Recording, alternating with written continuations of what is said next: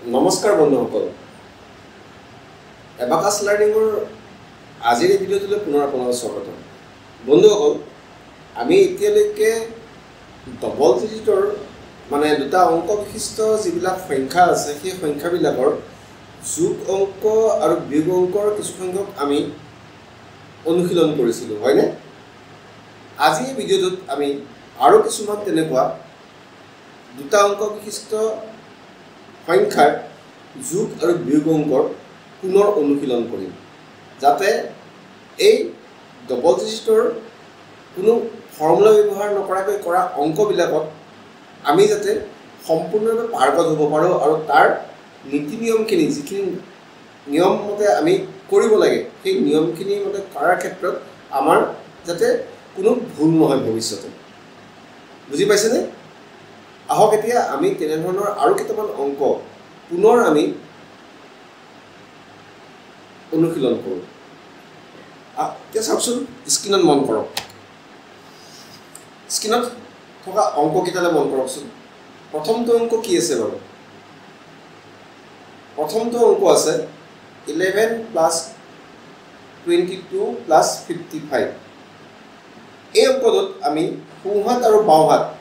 আমি দুইটাই ব্যৱহাৰ কৰিব লাগিব তাৰ কাৰণটো হ'ল কি আমাৰ ওৱান শ্বটতো আমি বিট উঠাব লাগিব আৰু 10 শ্বটতো আমি বিট উঠাব লাগিব সেইকাৰণে এই অংকটো কৰোঁতে আমি আমাৰ সোঁহাত আৰু বাওঁহাত আমি দুইটা হাতেই সমানে ব্যৱহাৰ কৰিব লাগিব বুজি পাইছেনে আহকচোন আমি এই অংকটো এতিয়া এবাকাছ টুলছত আমি সমাধান কৰোঁ আমাক প্ৰথমতে এতিয়া কি লাগে আমাক প্ৰথমতে লাগে 11 এই 11 যেতিয়া লাগে আমি কি কৰিম 11 লাগে যে ইউনিট পইণ্টৰ ওচৰলৈ আমি বাওঁ হাতেৰে 10 শ্বটত এটা বিট উঠাই দিম আৰু 1 শ্বটত সোঁ হাতেৰে এটা বিট উঠাই দিম হ'লনে এতিয়া আমাক কি লাগে আৰু এতিয়া ইয়াৰ লগত আমাক লাগে 22 মানে 22 এতিয়া 22 লাগে যেতিয়া আমি আকৌ কি কৰিম আমি আকৌ 10 শ্বটত বাওঁ হাতেৰে দুটা বিট উঠাই দিম আৰু 1 শ্বটত সোঁ হাতেৰে দুটা বিট আকৌ উঠাই দিম হয়নে হ'লনে এতিয়া আমি আৰু ইয়াৰ লগত কি যোগ কৰিব লাগে ইয়াৰ লগত আমি 55 যোগ কৰিব লাগে এতিয়া 55 যোগ কৰিবৰ কাৰণে আমি আকৌ কি কৰিব লাগিব এইবাৰ আমি আপাৰ বিটছ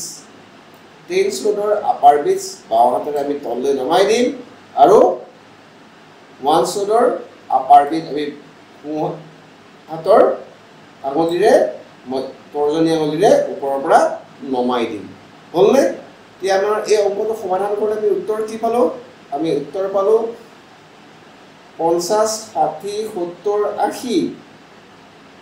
80 আছে 85 84 87 88 মানে আমাৰ এই অংকটোৰ উত্তৰ হ'ল 88 হয়নে এতিয়া ইয়াৰ পিছৰ অংকটোলৈ যাওঁ ইয়াৰ পিছৰ অংকটোত কি আছে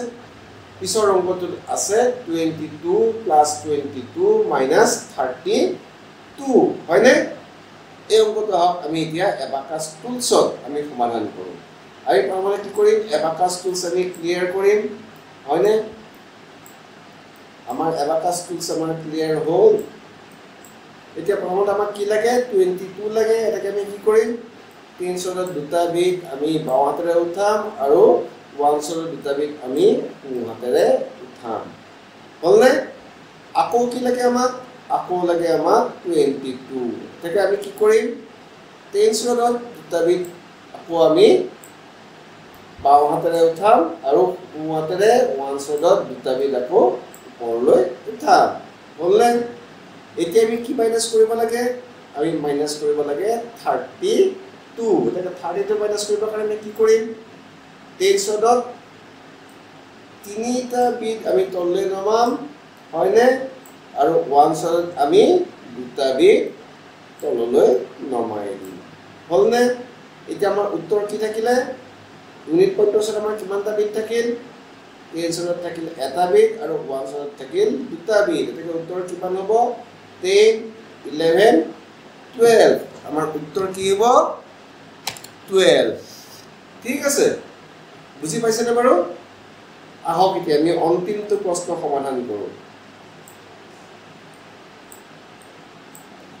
আমাৰ অন্তিমটো প্ৰশ্নত কি আছে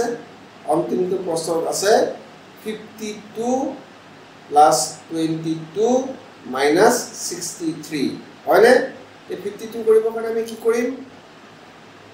টেন্স ৰডত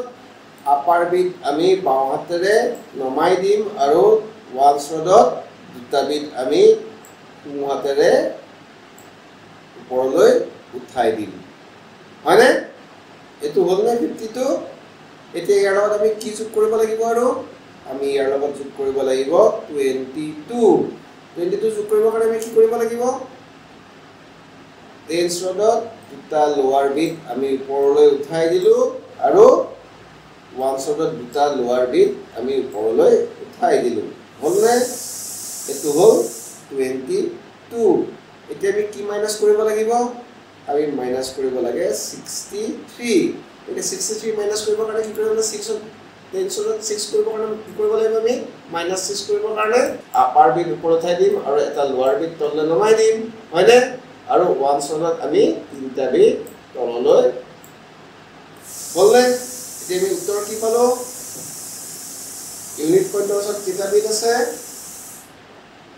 ইউনিট পইণ্টৰ ওচৰত আছে টেন্স ৰডত এটা বিট আৰু ওৱালছ ৰডত এটা বিট এটাকে আমাৰ উত্তৰটো কি হ'ব 10 1 11 এতিয়া আমাৰ উত্তৰ কি পালো আমি উত্তৰ পালো 11 হলনে বুজি পাইছেনে বাৰু এনেকৈ আমি এনে ধৰণৰ দুটা অংক বিশিষ্ট সংখ্যাৰ